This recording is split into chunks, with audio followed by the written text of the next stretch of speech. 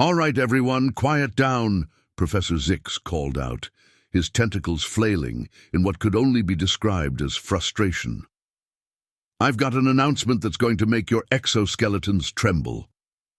The classroom, filled with a menagerie of alien life forms that would leave a Terran biologist either overwhelmed with joy or paralyzed with fear, gradually quieted down, though occasional squelches, chirps, and psychic whispers still echoed.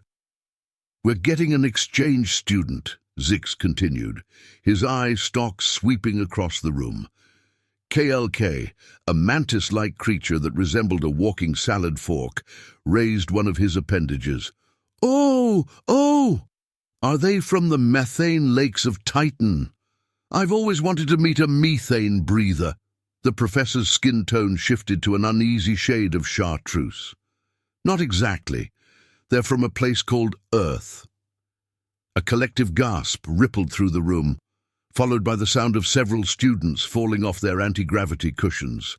"Earth?" squeaked Borks, a gelatinous blob that communicated through a series of burps and bubbles. "You mean the Death World?"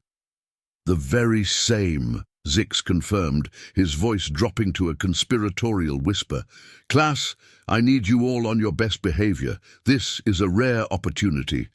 A murmur of excitement, fear, and, oddly enough in one case, impending molting filled the air. "When will the human arrive?" asked Renee, a sentient plant photosynthesizing by the window. As if on cue, there was a knock at the door. "Ah," said Zix, his tentacles twisting into what could be interpreted as a nervous smile. "That would be now." The door slid open with a hiss, revealing the school's principal, Gorb, a being resembling the unholy offspring of a jellyfish and a disco ball. Next to him stood a small bipedal creature that the class initially mistook for a primitive cleaning droid. "Class," Gorb announced, his voice resonating through the room like an eerie foghorn. "Meet your new classmate from Earth, Sarah Johnson." Sarah stepped forward, her eyes wide as she took in the bizarre assortment of beings before her. Clearing her throat, she spoke in flawless galactic standard. "Hi, everyone. I'm really excited to be here." The class stared in stunned silence. This was the terrifying Death Worlder they had heard so much about. She looked fragile enough to snap in half if you so much as glanced at her too hard. Always the educator, Zix seized the moment. "Class, feel free to ask Sarah any questions you might have. Let's make her feel welcome." For a brief moment no one moved. Then slowly, Clacky raised an appendage. "Yes, Clack," Zix prompted. No offense," Clacky began, his mandibles clicking nervously, "but aren't you a bit small for a Death Worlder? I mean, I could probably bench press you." Sarah laughed, a sound that made several students flinch. "Oh, trust me, appearances can be deceiving. On Earth, I'm actually considered pretty average. Our gravity is about 9.8 ms2, so we tend to be compact."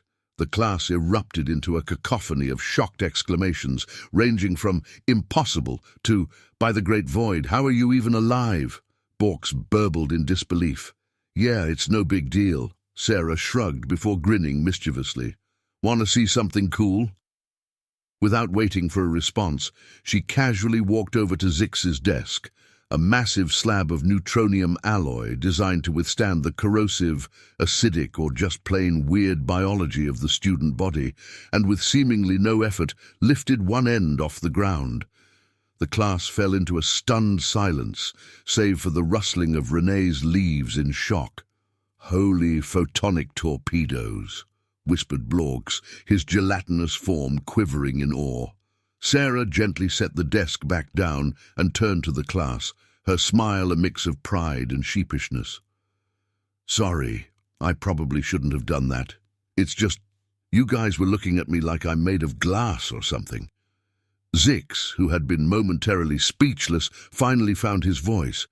That desk weighs over 500 kilograms." Sarah blinked in surprise. "Really?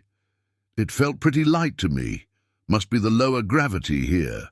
The class erupted into excited chatter, with students falling over themselves to ask questions. How fast can you run? Can you breathe fire?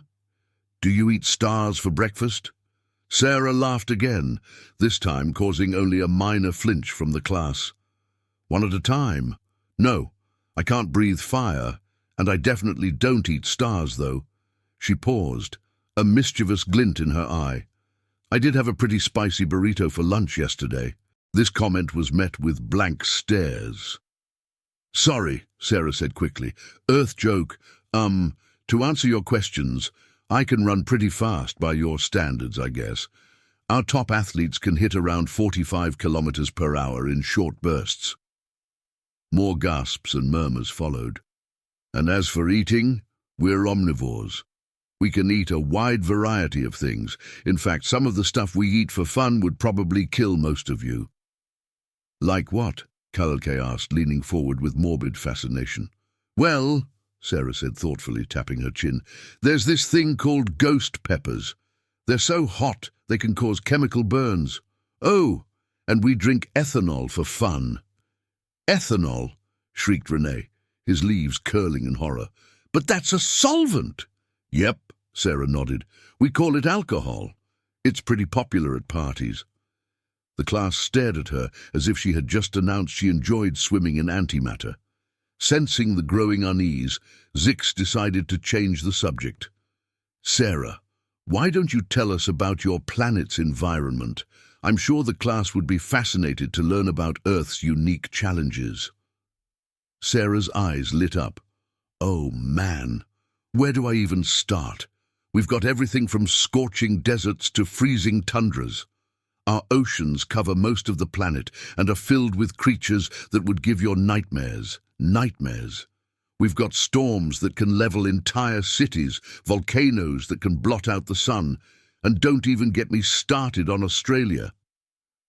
Australia? Blore burbled curiously. It's a continent where pretty much everything is trying to kill you, Sarah explained cheerfully. Poisonous snakes, venomous spiders, sharks, crocodiles, and these cute little bears called drop bears that fall out of trees and maul you. The class collectively shuddered. But that's nothing compared to our history, Sarah continued, oblivious to the growing horror on her classmates' faces. We used to have these giant lizards called dinosaurs. Some were as tall as buildings. They ruled the planet for millions of years until a giant space rock hit us and wiped most of them out. A planetary impact, Renee whispered, his chlorophyll draining from his leaves. Yep. But don't worry, that was like 65 million years ago. We've had plenty of other close calls since then, but we're still here. The class exchanged uneasy glances. Humans were clearly insane. Zix, sensing the mounting tension, decided to take a different approach. Sarah, perhaps you could tell us about some of your species' achievements. Surely a race that can survive such challenges must have some impressive accomplishments. Sarah's face lit up like a supernova. Oh man, where do I even begin? We've done some pretty amazing things, like going from our first powered flight to landing on our moon in just 66 years. The class blinked in unified confusion. Is that fast? KLK asked hesitantly. Sarah looked at them, her enthusiasm dimming slightly. Yeah, it's really fast. Most species take centuries, if not millennia, to achieve spaceflight after discovering powered flight. We did it in less than a human lifetime. The implications of this statement slowly sank in, causing a ripple of unease to spread through the classroom. But that's old news, Sarah continued, her excitement returning. We've got rovers on Mars, we've visited every planet in our solar system, and we're working on faster-than-light travel. This declaration was met with stunned silence. Impossible, Blore burbled finally. FTL travel is a pipe dream, the energy requirements alone. Oh, we've got some ideas about that, Sarah interrupted casually. There's this thing called the Alcubierre drive. It basically warps space-time around the ship. We're still working out the kinks, but we're pretty sure we can make it happen. The class looked at her as if she had just announced she could juggle black holes. Zix, his tentacles twitching nervously, decided to steer the conversation in a less existentially terrifying direction. "Sarah, why don't you tell us about your hobbies? What do young humans do for fun?" Sarah's face lit up again. "Oh, tons of stuff. We play sports, watch movies, read books. Some of us even like extreme sports." "Extreme sports?" Renee asked hesitantly, dreading the answer. "Yeah, like skydiving, where you jump out of a perfectly good aircraft for fun, or free climbing, where you scale sheer cliffs without any safety gear. Oh, and there's this thing called bull riding, where you sit on an angry 1-ton animal and try not to die." The class stared at her in horror. "But my personal favorite," Sarah continued, oblivious to the mounting terror around her, "is scuba diving, exploring the depths of our oceans." That doesn't sound so bad," Kelek ventured cautiously. "Oh, it's awesome," Sarah enthused. "You get to see all sorts of cool creatures, like great white sharks. They're these huge predators with rows of razor-sharp teeth. Sometimes we even swim with them in special cages." "You willingly put yourselves near apex predators for fun?" Blore asked, his gelatinous form quivering in disbelief. "Well, yeah," Sarah shrugged. "It's not that dangerous if you know what you're doing. Besides, sharks aren't even the scariest things in our oceans. Wait till you hear about the giant squid." The class collectively decided they very much did not want to hear about the giant squid. Zix, sensing the growing unease, tried to shift the conversation once more. "Sarah, perhaps you could tell us about your planet's history."